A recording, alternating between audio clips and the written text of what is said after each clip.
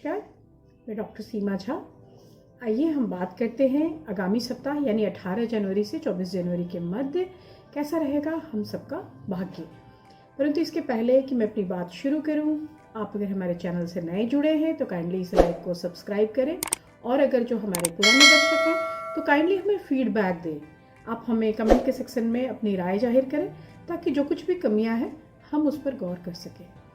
आइए मैं आपको बताती हूँ कि इस बार क्या कुछ खास है, कैसे हम इस वीक को प्रेडिक्ट करेंगे, कैसे हम देखेंगे कि जो बदलाव हैं उसको किसके सापेक्ष हम देख सकते हैं। प्लैनेटरी मूवमेंट्स हुए हैं, हम सब जान रहे हैं कि मकर संक्रांति आई थी, और मकर संक्रांति जैसा नाम से ही क्लियर है कि मकर राशि में सूर्य का प्रवेश।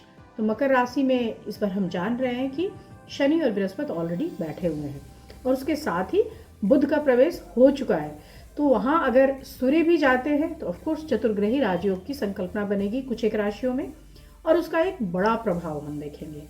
कुछ एक राशियाँ इससे असर नहीं लेंगी, उनका क्या कुछ रहेगा, चंद्रमा का गोचर कैसा है, और इन सब के साथ यह वीक, यह आने वाला समय क्या कुछ नया लेकर आया है। आइए हम बात करते हैं हमारी पहली राशि यानी अगर हम मेष राशि की बात करते हैं। मेष राशि यानी एरीज के लिए इस बार चंद्रमा का गोचर 12वें उनके खुद के घर से और द्वितीय भाव से हो रहा है। 12वें घर से हुआ गोचर अक्सर दिखाता है कि विदेशों में रह रहे लोग, दूर के संबंधी, खर्चों का हिसाब किताब, मानसिक यंत्रणा, यानी आपके लिए कुल मिलाकर समय की शुरुआत थोड़ी संघर्षमय स्थिति को दिखा रही है। थोड़ा सा ट्रबल सम सिचुएशन आएगा, क्योंकि पहले हाउस में आपके ऑलरेडी मंगल हैं, और वहाँ पर जब आप आते हैं तो मंगल विशेषकर हमारे आँखों में तकलीफ देता है, तो आंखों की तकलीफ हो सकती है, आपको एंगर देता है। एक आप कह सकते हैं कि आपके अंदर एक झगड़े की, एक हिंसा की भावना आती है। आपको अपने इस एंगर पे कंट्रोल करना होगा, आपको अपने गुस्से को देखना होगा, झगड़ों को रोकना होगा। साथ ही आपका जो सर्कल है उस सर्कल के बीच में अपने एरोगेंस वाले एटीट्यूड को संभालना होगा। आपके लिए इस बार जो फेवरेबल कलर है that is white and the number is 2। हम बात करते हैं अपनी दूसरी राशि यानी टॉरस की। टॉरस के लिए जो चंद्रमा का मूव है इस साल वो उनके 11वें, 12वें और खुद के घर से होता हुआ दिखाई दे रहा है। 11वें घर से होता हुआ गोचर या शुरुआत लाभ की स्थितियों की इशारा करता है, सामाजिकता को देता है। यानी इस स्थिति में आप कई लोगों से मिलेंगे, प्रियजनों से मिलेंगे, सामाजिकता आपकी बढ़ेगी, आपका एक वर्चस्व रहेगा। लेकिन सप्ताह के मध्य में जब 12वें घर में चंद्रमा आएगा, ऑफ कोर्स ये खर्च कराएगा।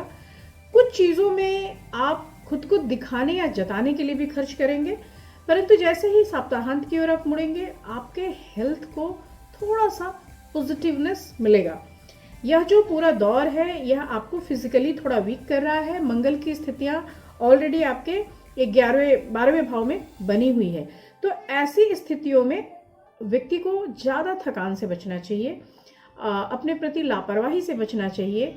कई बार एक्सीडेंट्स की स्थितियां बनती है, उससे बचना चाहिए। और हम कह सकते हैं कि ऐसे समय में आप लोगों को थोड़ा अपनी शारीरिक सुरक्षा की ओर ध्यान देना चाहिए। इस बार जो आपके लिए कलर है that is dark maroon and the number is 3। हम बात करते हैं अपनी तीसरी राशि यानी मिथुन राशि की। मिथुन राशि वालों के लिए चंद्रमा का गोचर यूं तो हम देख रहे हैं कि 10वें, 11वें और 12वें भाव से होता हुआ है, और यह जो गोचर है यह आपको करियर में, लॉन्ग अवेटेड थिंग्स में, आपके अपीयरेंस में, आपकी पर्सनालिटी में, यानी मैं कह सकती हूँ कि आपकी प्रसिद्धि की ओर आपका करियर आपको ले जाएगा। आपके रुके हुए कार्यों में प्रगति आएगी, धन का आगम होगा, पॉजिटिवनेस है। लेकिन इसके साथ ही हम देख रहे हैं कि जो मिथुन राशि है उस पर इस संयोग का, जो सूर्य, चंद्रमा, बुध और शनि वाला जो संयोग हम कह रहे हैं, चतुर्ग्रही संयोग का एक बड़ा प्रभाव दिख रहा है। तो मिथुन राशि वालों के लिए सरकार से सहयोग की एक स्थिति बन रही है। तो सरकारी लोगों से एक सहयोग मिलेगा, और उनके साथ की कुछ रिश्ते आपको सपोर्टिव वे में भी आते हुए दिख रहे हैं, और कुछ एक काल में आपको परेशान भी कर रहे हैं। तो इस तरह से जेमिनी के लिए ये पर्टिकुलर वीक बहुत अच्छा है। आपके लिए जो पॉजिटिव कलर है that is pink and the number is 3। हम बात करते हैं अपनी चौथी राशि यानी कर्क राशि। कर्क राशि वालों के लिए चंद्रमा का गोचर 9वें, 10वें और 11वें भाव से होता हुआ। 9वें घर से चंद्रमा का शुरुआत यानी भाग्य के घर से होता हुआ शुरुआत। भाग्य के घर से होती हुई शुरुआत आपको क्या करती है कि वो आपको आपकी चीज़ों के लिए एक तरह से सपोर्ट करती है। आपके जो काम नहीं बन पा रहे थे, जो चीज़ें नहीं हो पा रही थी, लॉन्ग अवेटेड अगर आपके प्रमोशंस थे, आपकी उन्नति थी, वहाँ आप कहीं ना कहीं फंस रहे थे, उससे आप बाहर आएंगे। उसके साथ ही 10वें घर में जब चंद्रमा जाएगा तो आपको अपने पिता से, इवन आपके माता से भी एक अच्छे संबंध की प्राप्ति हो रही है। उनका एक सपोर्ट मिल रहा है, सहयोग मिल रहा है और आप उनके साथ खुश होते हुए दिखाई दे रहे हैं। 11वें घर का चंद्रमा का गोचर आपको लाभ की स्थितियों में ले जाएगा। आप वित्त संबंधी प्रॉफिटेबिलिटी की तरफ मूव करेंगे। आपको मनचाही चीजें मिलेंगी इस वीक के एंड में और आपके जीवन साथी से भी सहयोग बना रहेगा। आपके लिए इस बार जो फेवरेबल कलर होगा that is brown and the number is 6। हम बात करते हैं अपनी 5वीं राशि यानी सिंह राशि की। सिंह राशि का भी इस बार जो चतुर्ग्रही योग है उसका प्रभाव सिंह राशि के ऊपर पड़ रहा है और सिंह राशि वालों के लिए एक हम कह सकते हैं कि हेल्थ के दृष्टिकोण से यह जो समय है यह काफ़ी प्राइम है। ऐसे भी चंद्रमा का गोचर आपके 8वें, 9वें और 10वें भाव से हो रहा है। तो 8वें भाव से हुआ गोचर बेसिकली आपके स्वास्थ्य को देखता है, आपके घर को देखता है, आपकी मेंटल स्थितियों को देखता है। तो अगर चंद्रमा का गोचर भी 8वें भाव से हो रहा है और ये चतुर्ग्रही योग भी आपके हेल्थ के कंडीशंस को दिखा रहे हैं तो यू शुड बी केयरफुल। आपको थोड़ा सा ध्यान देना चाहिए। अगर आप उच्च रक्तचाप के शिकार हैं, हाई बीपी है, आपको आंखों में कोई तकलीफ है या इस तरह का कोई भी पेट संबंधी कोई विकार है तो आपको अपने हेल्थ पर इस हफ्ते ध्यान देने की जरूरत है। सप्ताह के मध्य में आपके भाग्य में बढ़ोतरी होगी। आप ऐसे व्यक्ति हैं जिसकी प्रतिष्ठा या सम्मान काफ़ी दूर तक होती है, काफ़ी लोगों के बीच में होती है। यह सप्ताह उसी ओर आपको मूव करा रहा है। जैसे ही सप्ताह अपने अंत की ओर जाएगा आपका वर्चस्व बढ़ेगा और आप लाभ और प्रतिष्ठा की प्राप्ति करेंगे। आपके लिए बेहतर होगा कि आप सूर्य का मंत्र करें इस हफ्ते और आपके लिए जो फेवरेबल कलर है that is violet colour and the number is 7। हम बात करते हैं अपनी 6ठी राशि यानी वर्गोस की। वर्गोस के लिए चंद्रमा का जो मूव है वो 7th, 8th और 9th हाउस से होता हुआ। वर्गोस इस बार शुरुआत कर रहे हैं साथी के घर से। चंद्रमा साथी के घर से शुरू हो रहा है तो वाइफ के मूड स्विंग या उसको आप मनाने की कोशिश करते रहेंगे तो वाइफ के मूड स्विंग से आपको गुजरना होगा। हालांकि ये रोमांटिक सिचुएशंस भी क्रिएट करेगा, पॉजिटिविटी भी है। आपके व्यावसायिक संबंधों में थोड़े उतार चढ़ाव की आशंका बनी हुई है। बेहतर होगा कि इस हफ्ते आप अपने लिए, क्योंकि वर्गोस में हम कहते हैं कि ये बुध से शासित राशि है तो इनकी मानसिक स्थिति काफी अच्छी होती है। तो अपने मानसिक स्थितियों में एक कूलनेस, एक कामनेस बना के रखें। साथ ही जो भी पार्टनरशिप से रिलेटेड आपके बिजनेस हैं या वर्क हैं उसके ऊपर थोड़ी ध्यान दे दें तो यह सप्ताह बेहद अच्छा गुजरेगा। आपके लिए जो फेवरेबल कलर है इस बार वो है light pink and the number is 2। हम बात करते हैं अपनी 7वीं राशि यानी तुला राशि की। तुला राशि वालों के लिए चंद्रमा का गोचर 6ठे, 7वें और 8वें भाव से होता हुआ। यानी यह जो वीक है ये आपके मूड को, आपके वर्क को और आपके हेल्थ को, इन तीनों ही फैक्टर्स को देख रहा है। और ये तीनों ही ऐसे सेक्टर्स हैं जिन सेक्टर्स के ऊपर अगर आपने ध्यान नहीं दिया तो आप मुश्किल में घिर जाएंगे। अगर मैं मूड स्विंग की बात कर रही हूँ तो आपको अपनी मूड स्विंग्स को रोकना होगा। साथ ही जो आपके पार्टनर्स हैं, जो आपके सहयोगी है, जो आपका जीवन साथी है, उसके साथ भी थोड़ा तालमेल बनाने की कोशिश करनी पड़ेगी। आपको यह वीक एक अनकॉन्शियस वे में एक भय देगा। आपके अंदर चिंता आएगी, आपके अंदर ट्रबलसम स्थितियों की एक चिंता आएगी, उससे आपको बाहर निकलना है। साथ ही आपको फूड पॉइजनिंग जैसी प्रॉब्लम भी हो सकती है, उसके लिए भी आपको केयरफुल रहना है। हो सके तो विष्णु सहस्त्रनाम का जाप कीजिए, वह आपके लिए इस बार बेहतर उपाय लेकर आएगा। आपके लिए जो फेवरेबल कलर है that is blue and the number is 6। हम बात कर रहे हैं अपनी 8वीं राशि यानी वृश्चिक की। वृश्चिक राशि वालों के लिए यह बेहद अच्छा सप्ताह। 5वें, 6ठे और 7वें घर से चंद्रमा का गोचर जो काफी अच्छा फल लेकर आ रहा है। आप काफी ऊर्जावान बने रहेंगे। बच्चों के घर से होता हुआ गोचर जो आपके इनकम को भी देख रहा है तो इसलिए आपके लिए इस वीक काफी सारी खुशियां हैं। फैमिलीज के अंदर भी आपके वर्क प्लेस पे भी एक सेटिस्फैक्शन का माहौल, दोस्तों के साथ खुशी, बच्चों के साथ खुशी, एक सेलिब्रेशन के मूड में आप रहेंगे। अच्छे भोजन, अच्छे कपड़े, अच्छा सब कुछ, या आप कह सकते हैं कि आपके मन में श्रृंगारिक स्थितियों की उत्पत्ति दिख रही है। आप ऊर्जावान बने रहेंगे। साथ ही आपको कोई ना कोई सम्मान या पुरस्कार की भी प्राप्ति होती दिखाई दे रही है। अगर आपने कहीं इन्वेस्ट किया है, उन इन्वेस्टमेंट से भी आपको लाभ होता हुआ दिखाई दे रहा है। जीवन साथी से प्रेम, रोमांस वाली स्थिति भी रहेगी। और कुल मिलाकर यह पूरा ही हफ्ता एक इंजॉयमेंट, एक सेलिब्रेशन से बीतेगा। आपके लिए फेवरेबल कलर इस बार ग्रीन होगा एंड द नंबर इज 3। हम बात करते हैं अपनी 9वीं राशि यानी सैजिटेरियस की। सैजी वालों के लिए यह जो सप्ताह है वो चौथे, 5वें और 6ठे भाव से चंद्रमा का गोचर लेकर आए। धनु राशि वाले इस बार इस गोचर से थोड़ा सा परेशान महसूस करेंगे। परेशानी का जो एक और कारण दिख रहा है उसमें, उस कारण को अगर मैं बहुत ध्यान दूं तो मैं कह सकती हूँ कि उनके जो मन में चल रही है चीजें, वो चीज उनको विचलित कर रही है। इसलिए आप अपने मन को थोड़ी देर के लिए शांत करें। जो आसपास के माहौल में, आपके पारिवारिक जीवन में, आपके निजी जीवन में एक थोड़ी सी असंतोष की छाया आ रही है, तो आपको कोशिश करना है कि आप अपने एक्सप्रेशंस को कंट्रोल करें। साथ ही अगर आप ऑडिशंस में हैं, अगर आप लिखने पढ़ने के व्यवसाय में हैं, तो वहाँ भी आप काम नहीं कर पाएंगे क्योंकि आपका मन विचलित होगा। तो थोड़े समय के लिए अपने आप को रोके। यह धन हानि का भी समय है, तो ऐसी चीज़ों में पैसा ना लगाए जहाँ पर मुनाफा की पूरी उम्मीद ना हो, क्योंकि मकर की संक्रांति से जो सूर्य का कॉम्बिनेशन बना है उससे भी आपको एक असर आ रहा है। तो पर्टिकुलरली ये टाइम पीरियड जो है, ये जो वीक है, ये आपके लिए मेहनत का समय है और अपने आप को, अपनी भावनाओं को कंट्रोल करने का समय है। आपको बहुत सोचकर अपने वर्क प्लेस पर बोलना चाहिए और अपने घर में भी स्थितियों को खुशहाल बनाए रखने की कोशिश करनी होगी। आपके लिए इस बार फेवरेबल कलर रहेगा yellow and the number is 9। हम बात कर रहे हैं अपनी 10वीं राशि यानी मकर राशि की। मकर राशि में ही सूर्य आए हुए हैं और वो शनि के साथ बैठ रहे हैं, तो मकर राशि के ऊपर इसका बड़ा प्रभाव है, खासतौर से उनके हेल्थ या उनके पार्टनर्स के हेल्थ को।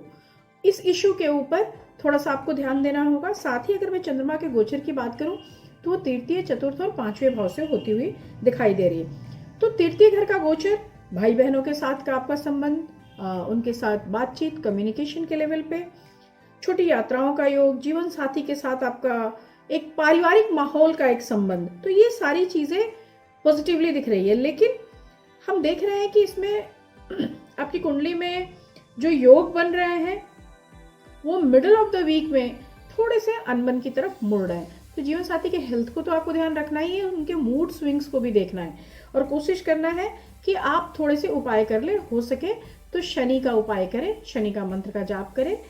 आपके लिए इस हफ्ते जो फेवरेबल कलर होगा वो होगा red and the number is 1। हम बात करते हैं अपनी 11वीं राशि यानी कुंभ राशि की। कुंभ राशि के लिए इस बार चंद्रमा का गोचर द्वितीय, तृतीय और चतुर्थ भाव से हुआ है। साथ ही जो इस संक्रांति के समय सूर्य आए हैं, तो उनकी वजह से भी इस राशि को एक बड़ा इम्पैक्ट फील करना पड़ रहा है। तो हम देख रहे हैं कि द्वितीय भाव से हुआ चंद्रमा का गोचर आपको धन संबंधी, वित्त संबंधी मसलों पर उलझाएगा। आप में एक गोपनीयता की आदत है और आप में एक कंपैरिजन की भी आदत होती है। कुंभ राशि वाले अक्सर अपनी स्थितियों को दूसरी की स्थितियों से तुलना करते रहते हैं और कई बार इन स्थितियों से ही वो दुखी भी होते रहते हैं। आपको इसको त्यागना चाहिए। साथ ही आप अपने कार्य में बहुत व्यस्त रहने वाले हैं। आप कई नए लोगों के करीब भी आएंगे इस हफ्ते और आपका काम जो है वो बढ़ेगा। आप कई एक बार अपने लिए प्रेम की आवश्यकता महसूस करते हैं, परंतु फिर अपने आप को आप रोक लेते हैं। कोशिश कीजिए कि इस हफ्ते अगर कोई प्रेमी जन आपके करीब आता है तो आप उसके करीब जाएंगे तो आपका काम बन जाएगा। इस हफ्ते हेल्थ हैजार्ड्स के रूप में आप कह सकते हैं कि आपके जो भी डाइजेस्टिव सिस्टम्स हैं वहाँ पे इम्पैक्ट दिख रहा है। तो आपको थोड़ा बाहर के खाने पीने पर परहेज करना चाहिए और ठंड से भी बचकर रहना चाहिए। आपके लिए बेहतर होगा कि आप शनि के मंत्र का जाप करें और हो सके तो आप कुछ डोनेट करें सैटरडे के दिन। और आपके लिए जो इस बार फेवरेबल कलर है that is yellow, light yellow colour and the number is 3। हम बात करते हैं अपनी आखिरी राशि यानी मीन राशि की। मीन राशि के लोगों के लिए जो चंद्रमा का गोचर है वो इस बार पहले, दूसरे और तीसरे भाव से होता हुआ दिख रहा है। पहला घर यानी हमारे सोल का हाउस। तो ऐसे व्यक्ति अपने आत्मिक उन्नति के लिए काफी परेशान होते हैं। अक्सर हम मीन राशि वालों के लिए कहते हैं कि लास्ट जोडिएक है। इस राशि में आने वाले लोग खास तौर से आध्यात्म की तरफ मुड़े हुए लोग होते हैं। तो उनके अपने व्यक्तित्व, उनकी अपनी पहचान, उनके आत्मा का उन्नयन उनके लिए सबसे प्रमुख चीज है। वो इसमें लगेंगे। वो अपने अपीयरेंस के प्रति, अपने चेंजेस के प्रति बहुत कंसर्न रहेंगे। साथ ही जैसे ही द्वितीय भाव में चंद्रमा आएगा, धन संबंधी लाभ भी देगा। सूर्य का यह गोचर इस बार उनके लिए काफी प्रॉफिटेबल है, इसलिए उनके घरों में भी खुशी का माहौल है। तो पैसे की भी कमी नहीं हो रही है, एक सेलिब्रेशन का मोड भी है। साथ ही हम देख रहे हैं कि जैसे ही सप्ताहांत है, आप अपने लक्ष्यों की ओर मुड़ते हैं और उसे प्राप्त भी करते हैं, तो एक अलग तरह की खुशी भी है। तो ये पूरे ही मंथ जो सूर्य की स्थिति है वो आपको खुश रखने वाली है।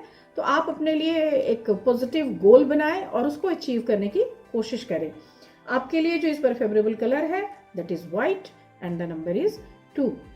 इसके साथ ही बारी है हमारे टिप ऑफ द वीक की। हम टिप ऑफ द वीक की बात करें तो इस बार मैं बात करूंगी कि कैसे अगर आपका सूर्य पीड़ित हो तो आप उसके लिए क्या करें। सबसे पहले तो आप कैसे जानेंगे कि आपका सूर्य पीड़ित है, कि आपका प्रमोशन ना हो रहा हो, आपकी पर्सनालिटी को लोग बहुत हल्के में लेते हो, आप अपने ऑफिस में बात करते हैं लोग ध्यान नहीं देते हो, आपके मातहत काम करने वाले आपकी बात नहीं सुनते हो, एडमिनिस्ट्रेटिव लेवल पे आप अगर फेल्योर फील करते हैं, अगर आप में पेट्रोनाइज करने की ताकत नहीं है, आप लोगों के चीज़ों को नहीं समझ पा रहे हैं, इसका मतलब है आपका सूर्य वीक है।